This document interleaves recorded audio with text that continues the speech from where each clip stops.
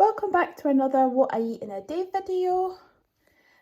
I'm the Scottish Squirrel, and today for breakfast I'm just having a slice of my homemade bread as toast and my usual coffee, and I've put some of this Flora plant butter on.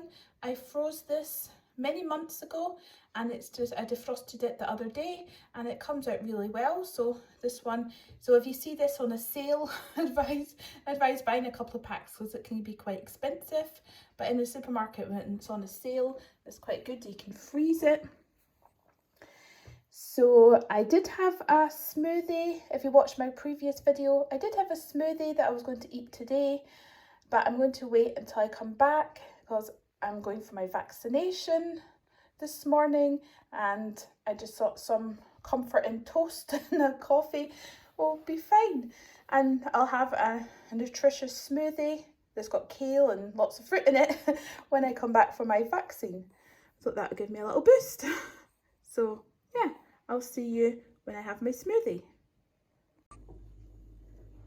So for lunch, I'm having leftover Spanish chickpea stew and a slice of my homemade herb bread. That's what I'm going to have for lunch. And I'm probably going to sprinkle some of these nutritional yeast flakes over just to get some B12 in.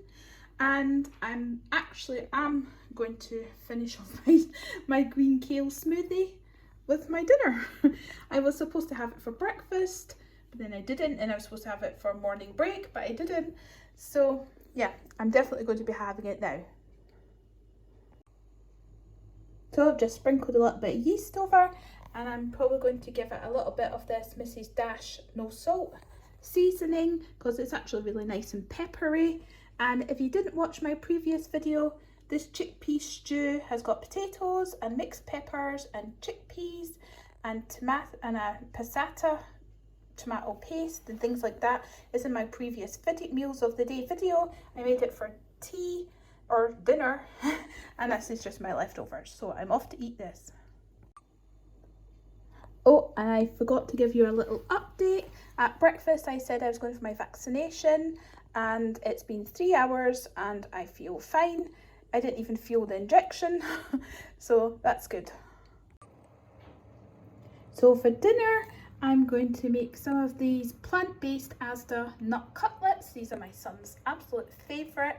They've got peanuts, hazelnuts, almonds and vibrant mixed veg in them but they are really tasty. And I'm going to have one of these Kingsmill muffins on it. These are from the freezer. As you can see, they're best before 8th of March. So these are just out the freezer, but I shall defrost them slowly on my panini machine. This thing here, because that's really good for defrosting and toasting. And I'm going to serve them with some of these co-op peas and just some mixed vegetables cooked together. And my daughter chopped up some wedgies and they're in the oven. So here's our dinner served up, our nut cutlet, our veggies, and my daughter's potato chips. These are cooked without any oil or fat. They're just roasted in the oven till they're crispy. And yeah, and a little update. I've only been feeling dizzy. Maybe that's because of the vaccine or not. I've only been feeling dizzy and a little woozy. Nothing else really. So yeah, let's hope it stays that way. And we're off to eat our dinner. So for supper, I'm making a chocolate custard pudding.